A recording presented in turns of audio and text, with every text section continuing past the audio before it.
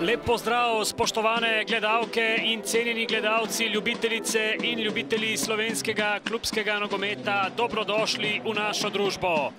Moralo bi se zgoditi že precej prej, a danes bo stadion Matije Gubca v Krškem gostil prvo tekmo spomladanskega dela sezone v prvi ligi Telekom Slovenije. Sedmouvrščeni nogometni klub Krško se bo v drugi tekmi 23. kroga pomeril z nogometnim klubom Ankaran Hrvatini. Volarič in Kolinič poskusil je s podajo in žoga je prišla do Vekiča. Odlično se je Vekič obrnil in gol!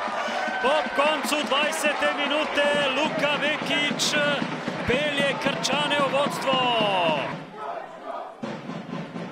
Kliha s podajo v kazenski prostor in nekaj težav za Vekič s povratno podajo. Tu je Marko Da Silva. Da Silva do strela. Pa Vekič v sredino, žogo je zgrešil Gorenc, tam se bori Kolinič, pa strel potem mimo gola.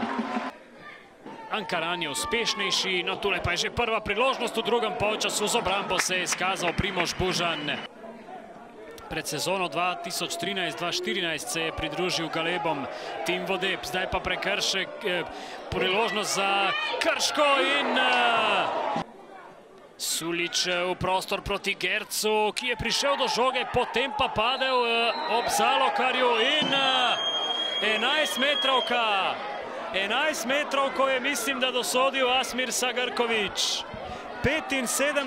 minuta, v 75. minuti izid izenačiti. Sulič ali Zalokar, Sulič uspešnejši in Ankaran je izenačil na 1-1.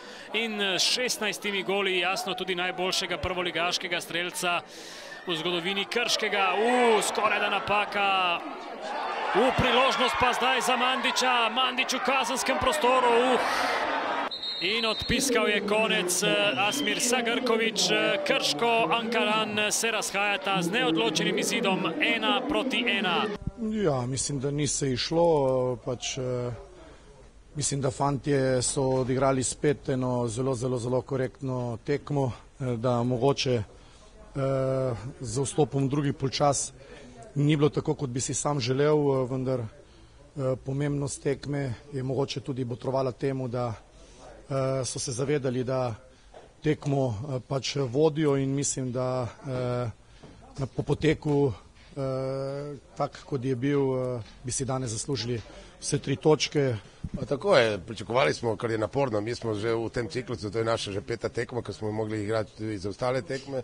Igrišča so zelo naporna, danes je bilo zelo dobro pripravljeno igrišče za te pogoje, pravim, za take vremenske, ki so.